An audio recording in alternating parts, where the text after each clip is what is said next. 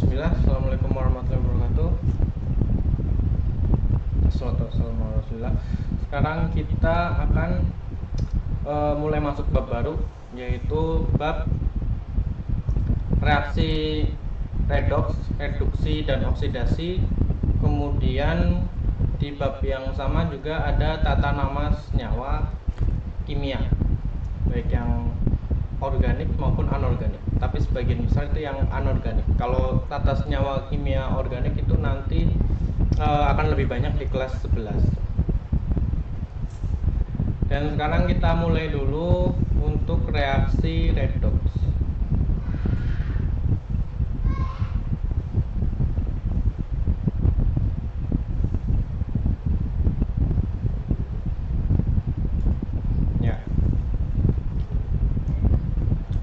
Jadi di bab ini kita akan belajar reaksi redoks ya. Nah, sebelum kita belajar reaksi redoks, kita belajar dulu yang namanya bilangan oksidasi.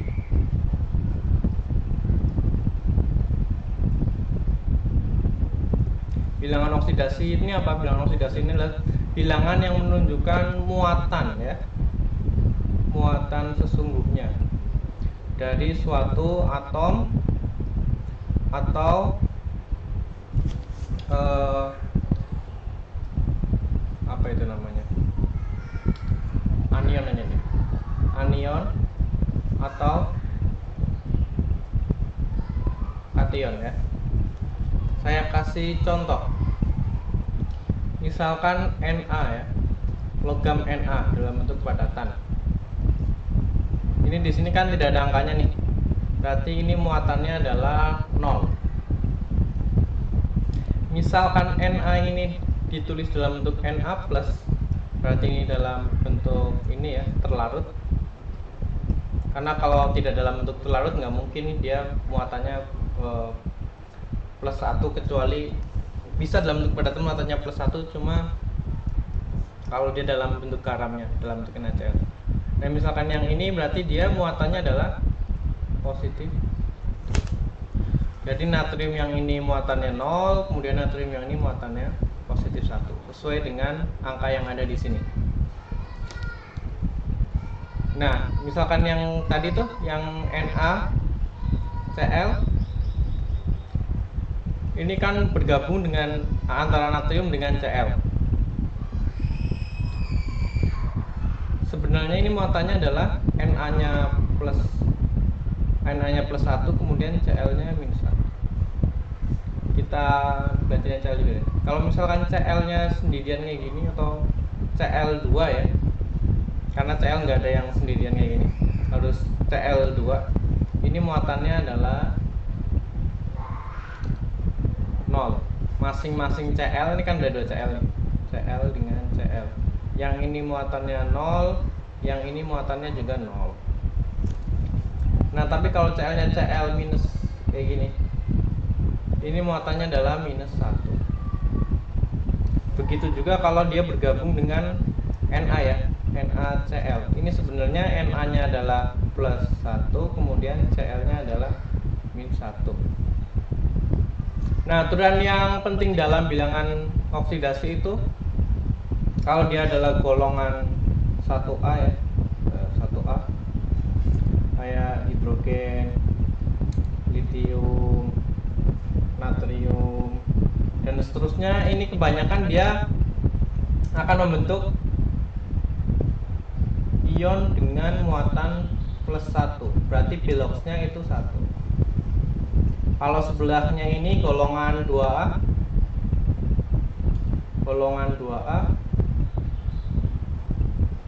ini +2, contohnya Be ini misalkan ya, ini Be2+, kemudian kalau Mg-nya juga 2+. Intinya kalau dia dalam bentuk ion berarti muatannya itu sama dengan biloxnya ya. Ini semua yang di sini adalah +1, yang di sini adalah +2 ya.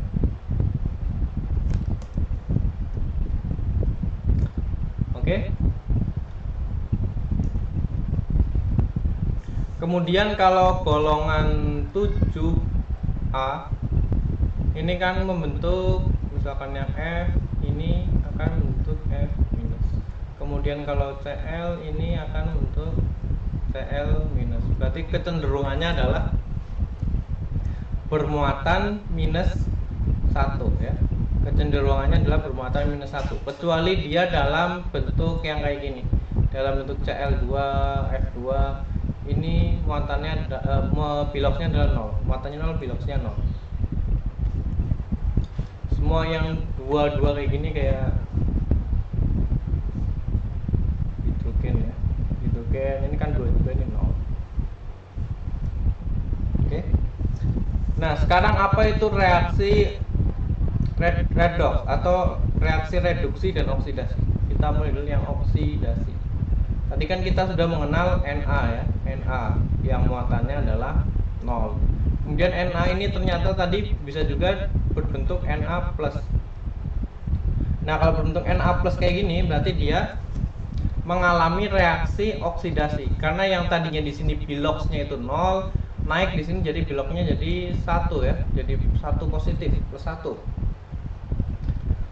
Nah, ini kan tidak seimbang nih muatannya, di sini 0, di sini plus 1. Biar seimbang di sini kita tambahkan elektron. Kalau elektron kan muatannya minus 1, berarti plus 1 tambah minus 1, kalau di total di sini 0 dan di sini juga 0, berarti udah seimbang. Nah, bisa juga reaksi itu reduksi ya, berarti dia turun. Jadi misalkan di sini ada Cl2, ini total di sini biloxnya kan 0 ya. Masing-masing Cl biloxnya 0. Kemudian menjadi Cl minus. Nah, biar seimbang di sini kasih 2 juga. Stoichiometrinya harus tetap jalan. Nah, di sini berarti kan muatan jadi minus 1 nih, turun nih. Masing-masing Cl di sini tadinya 0, kayak gini ya, ada Cl2 berikatan, yang ini 0, yang ini 0. Kemudian Cl-nya berpisah jadi Cl minus, Cl minus. Yang ini turun, yang ini juga turun. Jadi ada 2 Cl, dua-duanya turun. Berarti sekarang muatannya ini ada minus 1 dikali 2. Berarti yang sebelah sini setelah reaksi ya, produknya itu berarti total muatannya adalah minus 2. Jadi biar seimbang kita tambahkan elektron di sini. 2 elektron. Nah, reaksi ini bisa di total ya. Bisa di total. Nah, biar di sini seimbang, kita kalikan 2 juga. 2 natrium, kemudian ini juga 2, ini juga 2, biar seimbang. Kemudian elektron ini bisa dicoret, elektron yang ini bisa dicoret. Berarti total reaksinya adalah 2 natrium ditambah Cl2 jadi 2 Na plus ditambah 2 Cl minus, atau ini lebih biasa ditulis menjadi 2 NaCl. Jadi berubah ya. Di sini ini biloxnya 0, di sini biloxnya juga 0. Kemudian yang natrium ini mengalami oksidasi, jadi biloxnya plus 1. Kemudian yang ini mengalami reduksi, biloxnya jadi minus 1. Dan reaksi oksidasi sama reduksi biasa disingkat redox. Yang ini reduksi, kemudian yang ini oksidasi. Kita ambil contoh lagi yang lain. Contoh reaksi oksidasi yang kalian udah kenal, yang udah sering dibahas di kelas, yaitu reaksi oksidasi dari karbon ya, dari hidrokarbon. Ini dioksidasi berarti ditambah dengan oksigen.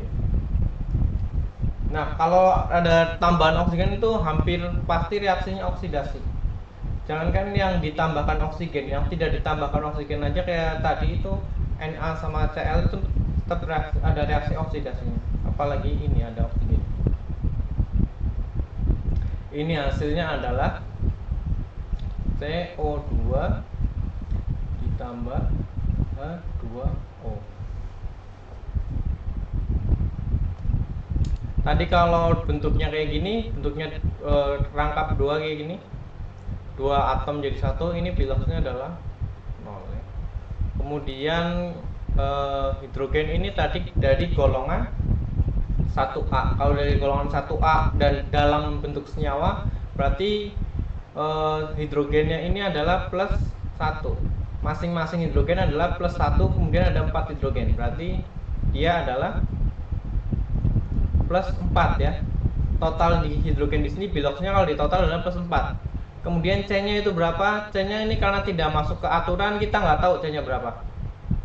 Tetapi tadi kita kan sudah belajar kalau total muatan di sini itu adalah 0 ya. Berarti muatan atau bilox dari hidrogen ditambah dengan bilox dari karbon itu kalau di total hasilnya 0. Berarti karbonnya itu berapa? Berarti karbon sama dengan minus 4. Berarti bilox dari karbon adalah minus 4. Tapi bilox dari karbon tidak selalu minus 4, makanya perlu dihitung dengan cara ini. Sedangkan yang jadi acuan tadi adalah, yang sering jadi acuan adalah golongan 1A, kemudian golongan 2A, kemudian golongan 7A. Ini yang sering jadi acuan. Atau kemudian yang jadi acuan lagi oksigen, itu kalau tidak dalam bentuk kayak gini, biasanya adalah muatannya minus 2. Oke, jadi yang ini C-nya itu minus 4, kemudian C yang di sini itu berapa?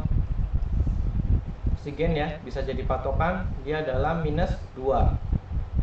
Minus 2, oksigennya juga ada 2. Oksigennya 2. Kalau di total itu sama dengan 0. Berarti C minus 4 sama dengan 0. C biloxnya sama dengan 4. Nah, perhatikan di sini biloxnya sama dengan min 1, di sini sama dengan 4. Berarti yang ini mengalami oksidasi.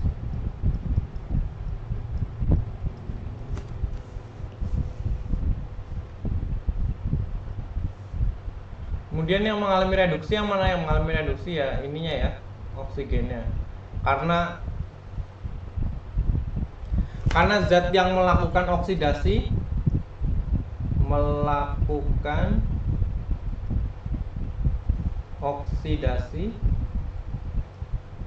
ini adalah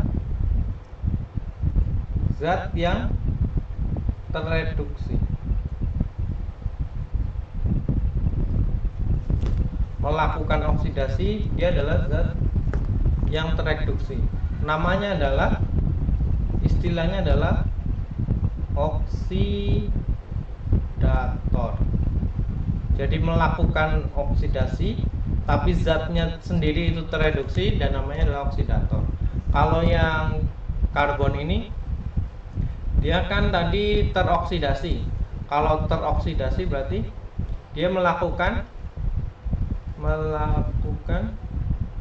atau ini jadi minus 4 ke 4 itu kan berarti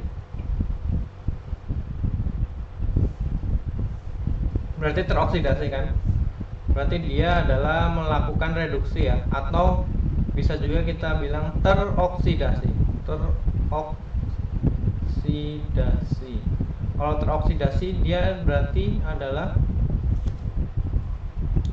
zat yang melakukan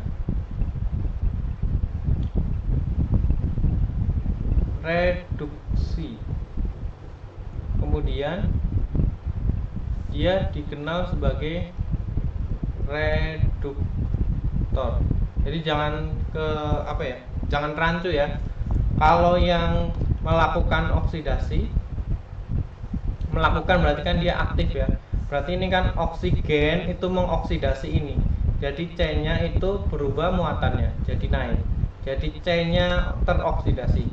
Atau oksigen yang menyebabkan C ini teroksidasi. Berarti yang melakukan oksidasi itu O2, yang teroksidasi atau korbannya berarti yang ini ya, yang karbonnya. Karbonnya teroksidasi, kemudian oksigennya itu mengoksidasi. Dan yang C-nya sebaliknya, dia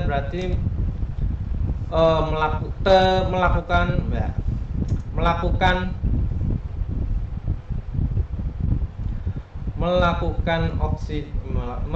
reduksi dan dia sendiri terkena oksidasi. Jadi yang ini oksidasi dan dia adalah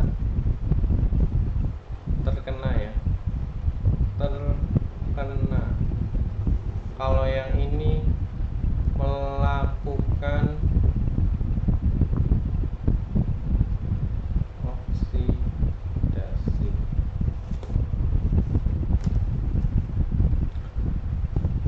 Melakukan oksidasi, yang ini terkena oksidasi. Atau kalau kita mau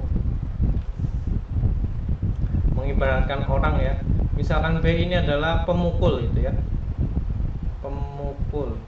Yang A ini adalah yang dipukul. Yang melakukan pemukulan itu namanya pemukul, yang terkena pukulan itu berarti orang yang dipukul gitu ya. Yang ini korban berarti, yang ini korban, yang ini pelaku. Ya mirip seperti itu. Analoginya mirip seperti ini.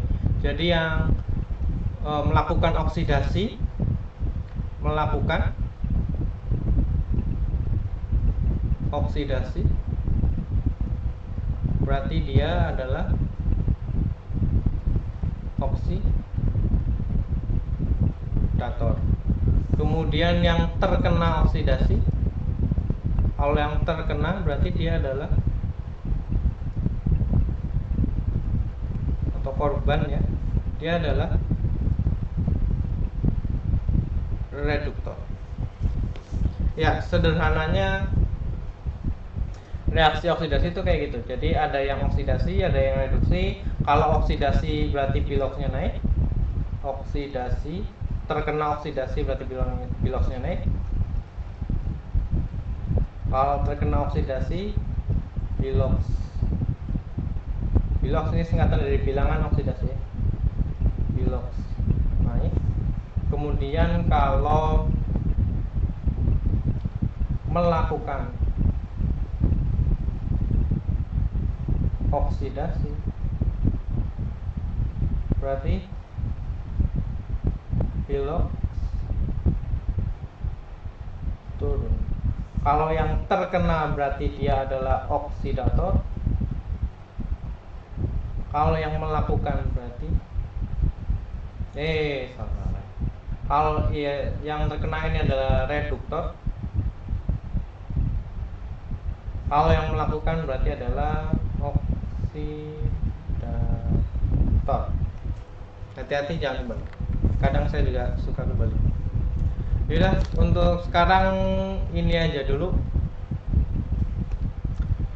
Nanti kita paling belajar yang jadi menggabungkan antara redox ini dengan stoikiometri.